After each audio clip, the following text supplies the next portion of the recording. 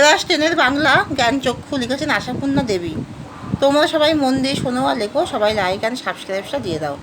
তপনের বাবা, কাকা, মামাদের সঙ্গে লেখক মেসোমশাইয়ের কী কী মিল আছে? তপনের বাবা, কাকা, মামাদের মতোই তার লেখক মেসোমশাইও দাড়ি কামান, সিগারেট খান, খেতে বসে খাবার তুলে দেন, সময় মতো স্নান করেন, ঘুমন, খবরের কাগজ পড়েন, এমনকি সিনেমাও দেখেন। তপনের নতুন মেসোমশাই শ্বশুরবাড়িতে এসে রয়েছেন কেন? তপনের নতুন মেসোমশাই একজন অধ্যাপক। এই সময় তার কলেজে গরমের ছুটি থাকায় তিনি শ্বশুরবাড়িতে এসে রয়েছেন কদিন। আর সেই সুযোগেই দেখতে পাচ্ছে তপন। কোন সুযোগে তপন কি দেখতে পাচ্ছে? লেখক মেসোমশাইকে কাছ থেকে দেখার সুযোগ পেয়ে তপন বুঝতে পারে লেখকরা কোনো আকাশ থেকে পড়া জীব নয়, তাদের মতোই মানুষ, তপনের মতোই মানুষ। একথা বলার কারণ কি?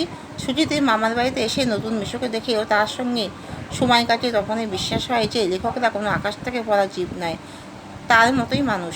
তপনের মনে লেখক হওয়ার বাসনা জাগলো কেন? লেখক নতুন মেসোমশাইকে দেখে তপন বুঝেছিল লেখকরা আসলে তাদের মতোই সাধারণ মানুষ। তাই উৎসাহিত তপন তার এতদিনের গল্প পড়ার ও শোনার অভিজ্ঞতাকে কাজে লাগিয়ে লেখক হতে চায়। এখানেই শেষ করলাম।